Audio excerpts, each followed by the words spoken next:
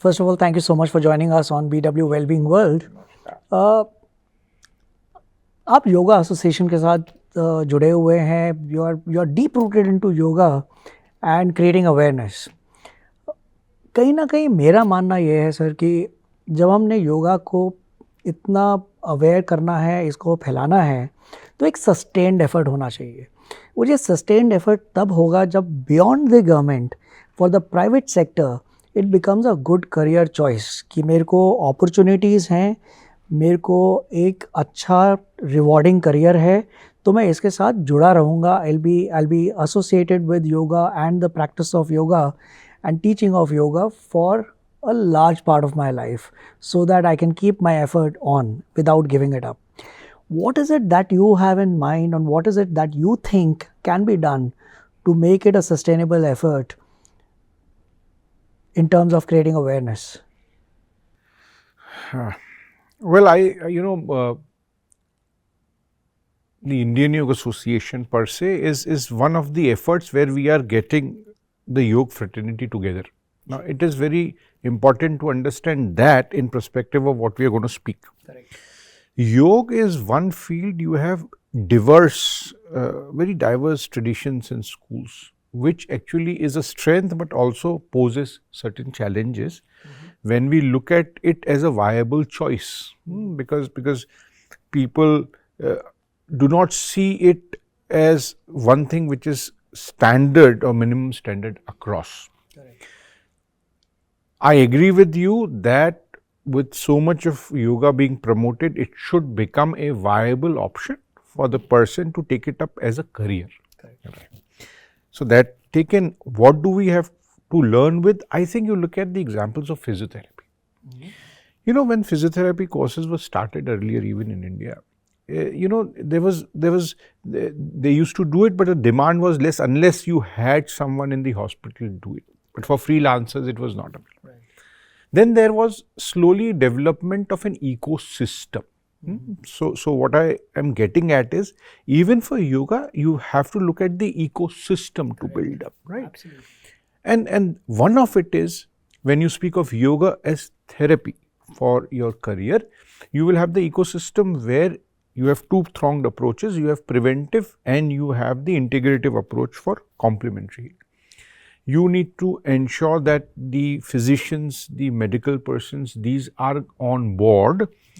And for that, you will have to have programs, you have to have efforts which have orientation on the scientific validity of yoga, right? So imagine thousands of doctors prescribing or recommending yoga to people to practice, and therefore they are going to look for people to teach. So that is one of the places where you will see growth. So that is one ecosystem which is there. Yes. Secondly, yoga is a field which we have to understand has multiple approaches. If you are practicing yoga for your own self-development, then it is all right. You can immerse yourself as much as you want. Right. You have yoga as a therapeutic approach. I think you need quality check, right? Because you are dealing with health of people. Then you have yoga training, which will go on large scale to students in the schools, to students in the higher education. There also you need certain minimum standards to be developed across for it to become viable. You understand what I am saying? Yeah. So when we work, and that is what we at Indian Yoga Association are trying, that ecosystem build-up of minimum standards, more orientation, scientific dimension, I am sure this will go forward in that direction. Right. Sir, when we are talking about, what I hear you say is that there is a need for standardization, there is a need for certification. And the second challenge is, once you have the standardization and certification, the acceptance of this globally, so that people value the people who have been trained. And another very important aspect that we need to address today is to differentiate between those who are enthusiastic, they've learned yoga for their own need, versus those who are qualified to speak and suggest to other people.